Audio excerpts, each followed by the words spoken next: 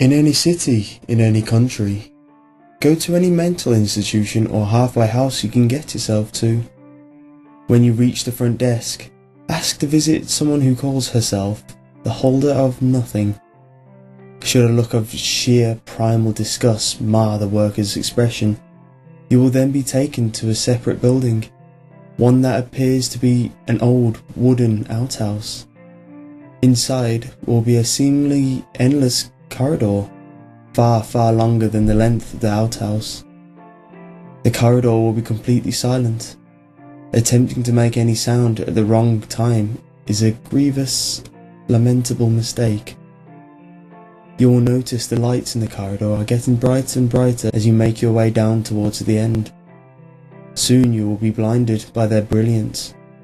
If at any point the lights go out, quickly shout out, "No! Stop! What you're doing is wrong," while backing away.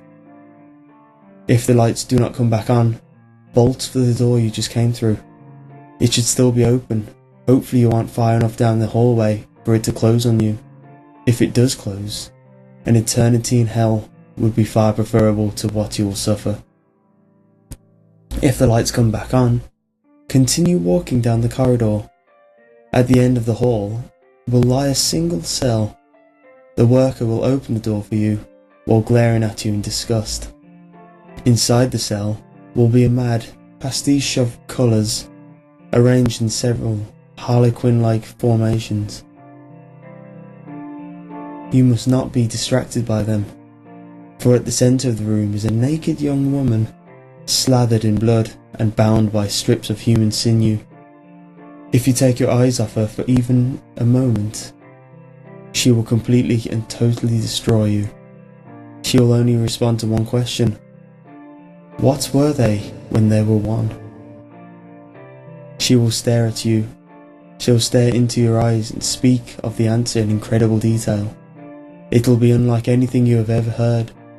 You will be on the verge of both ecstasy and agony at her mere words. It is not uncommon for the seeker to lose themselves in the euphoria. The worst thing you can do, however, is to look upon a tattoo on her chest. Your mind will tempt you to gaze upon it, but you must resist.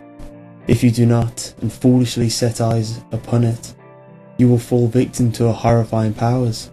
She will flay you alive and add your mutilated flesh to her bindings. You will remain trapped with her, fully conscious for the rest of time. That tattoo is object number 4 of 538. They desire to be one again, but they mustn't.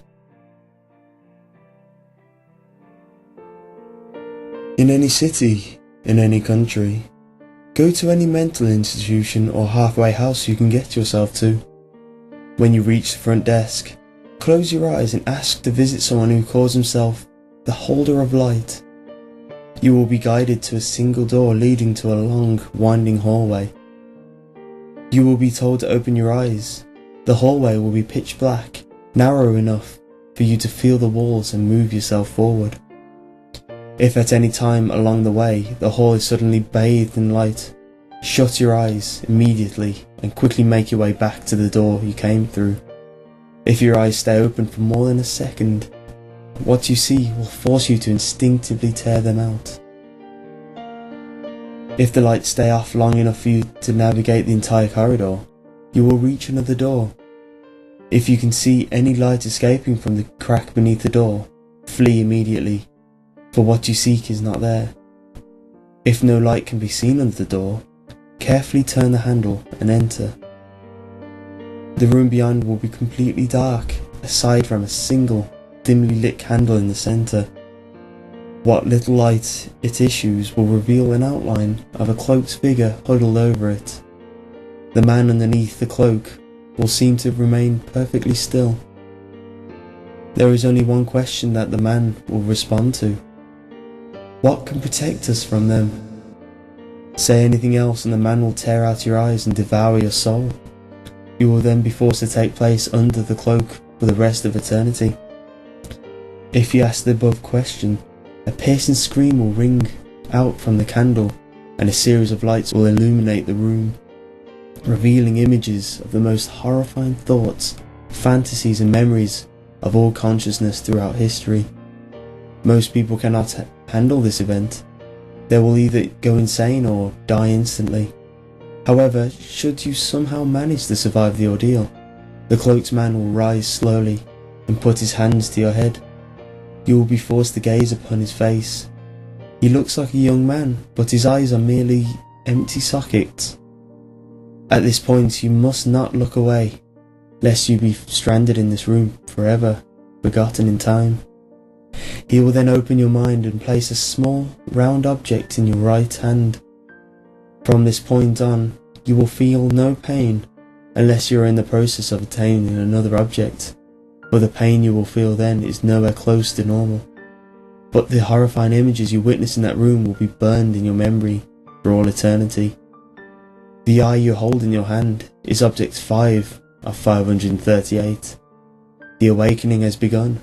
They must not be brought together. In any city, in any country, go to any mental institution or halfway house you can get yourself to.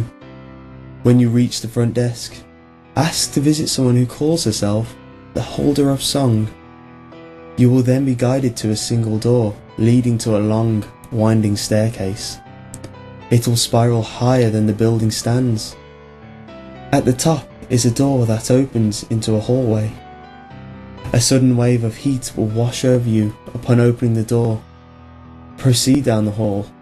Eventually you will feel much colder.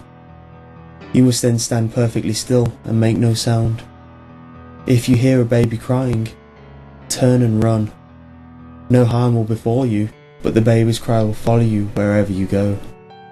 If you hear it for the rest of your life, count yourself lucky. If and when it stops, your firstborn child will die. If there is no cry and the heat returns, proceed to the door to the end of the hall and open it. The room beyond will be awash in green light. In the centre will be an old woman turning a music box that produces no sound. Her legs have both been severed at the knee. When you speak to her, you must look into her eyes. She hides a spear fashioned from the bones of her legs. Break eye contact and she will impale you with it and leave you in seemingly unending agony to bleed to death. She will respond to only one question. What was the song they used to play? The old woman will begin to sing. The song will be in a different language, but the melody will be the most beautiful you have ever heard. Peace and serenity will wash over your mind, body and soul. Suddenly, without warning, you will be able to see, in vivid detail, the images of carefree children, playing and singing, innocent as can be. Through the scene, seems peaceful and jubilant. It'll eventually take a horrible, sinister turn. The children will begin to fight each other. Soon they will start to kill each other in the most brutal ways imaginable. They will impale each other on wooden poles, disembowel each other with sharp rocks, and even rip flesh from the bone with their bare hands. The image will then show these children, now merely tattered doppelgangers of themselves, spreading death and destruction, more horrific than you can ever imagine. You will see a naked boy, drenched in blood, singing with delight as he runs through the hellish wasteland, pursued by unspeakable monsters. They will overtake him and utterly destroy him, the song still issuing forth from his shredded lips all the while. Despite these scenes in horror and brutality, you will remain calm and peaceful all the while, though you will not know why. When these horrific visions end, an intense pain will stab at your chest.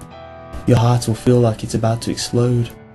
Still, you must not break eye contact with the old woman, for to do so will invite such horrors upon yourself that an exploding heart would be comparable to paradise.